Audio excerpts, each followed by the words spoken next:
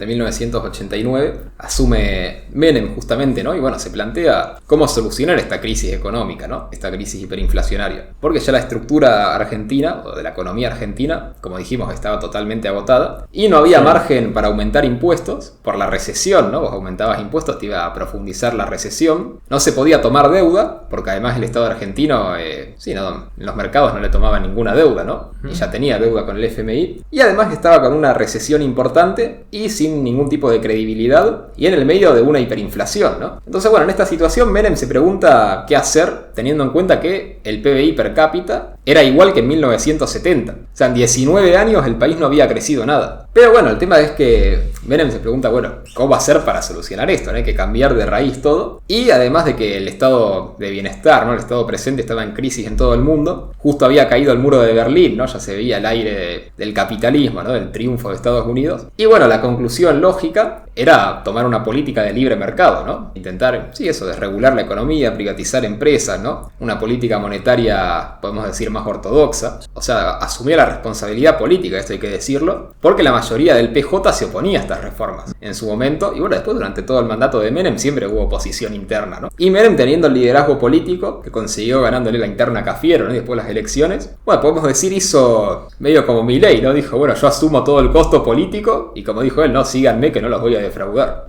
Y ahí entonces en junio, un poco antes de asumir, ya se hablaba de su plan, el primer plan de Menem, que era el plan Bunge-Born. Bunge-Born, sí.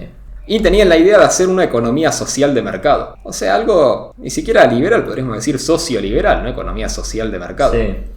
Sí, los Bunge-Born era un grupo empresario importante, ¿no? En Argentina. La idea que se tenía para ponerlos a dirigir la economía era que bueno, qué mejor empresarios, que saben administrar una empresa, qué mejor empresarios para administrar la economía de un país, ¿no? Que ellos saben cómo hacer para que la economía sea productiva. Pero tuvieron un error de raíz en la gestión y en la política económica, y es que pensaban que la inflación se iba a solucionar sola con la reforma del Estado. Y el problema es que la credibilidad en el peso estaba totalmente destruida.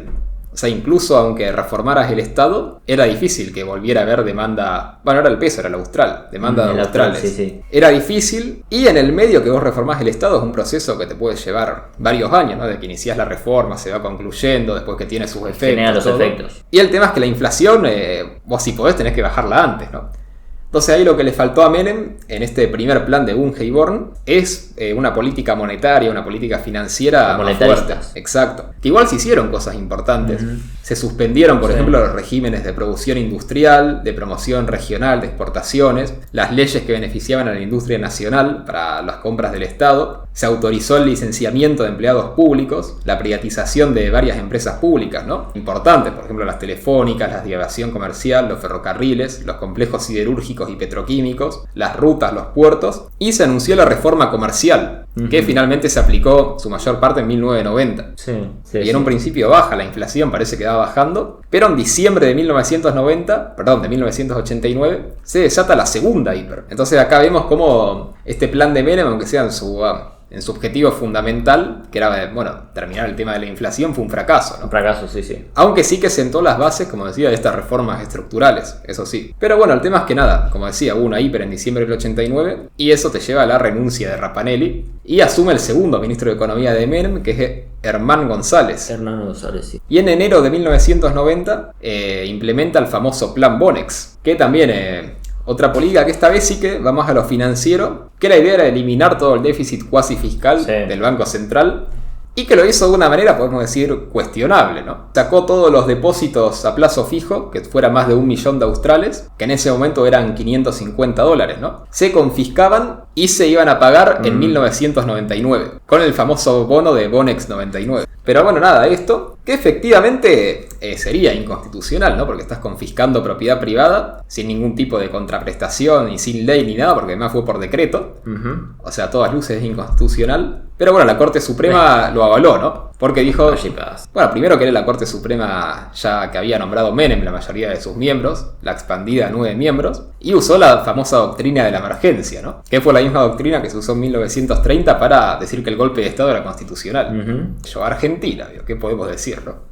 Pero bueno, se usó esto del Plan Bonex, que si bien es cierto que es inconstitucional, que era ilegal, que seguramente es inmoral también, pero tuvo resultado. O sea, esto supuso confiscar el 60% de la base monetaria. O sea, de un día para el otro la base monetaria cayó a la mitad. Para que se hagan una idea del impacto de esto, ¿no? Milei, en estos 2 meses que lleva, bajó la base monetaria un 30% en términos reales. Y esto bajarla un 60% de la noche a la mañana. ¿En cuánto tiempo lo bajó un 60%? De un día para el otro. De un día para el otro. O sea, un día te despertás y todos estos depósitos no existen y tenés un bono que se paga a 10 años.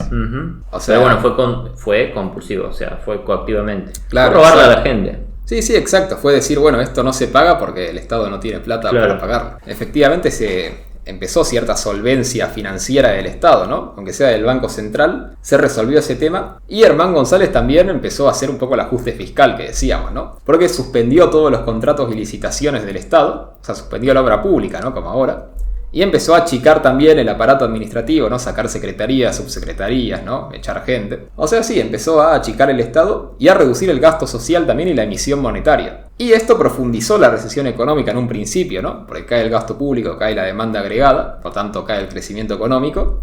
Pero pudo bajar la inflación. Y la inflación en 1990 terminó siendo de 2.300 anual. ¿Cuál era poco? Claro, igual... Era menos. Claro, ¿no? Pasó de 5.000% anual a 2.300 anual. Igual sigue siendo muchísimo, pero se veía la tendencia. Porque para el último trimestre del año, los últimos 3 meses, la inflación era de 5% mensual.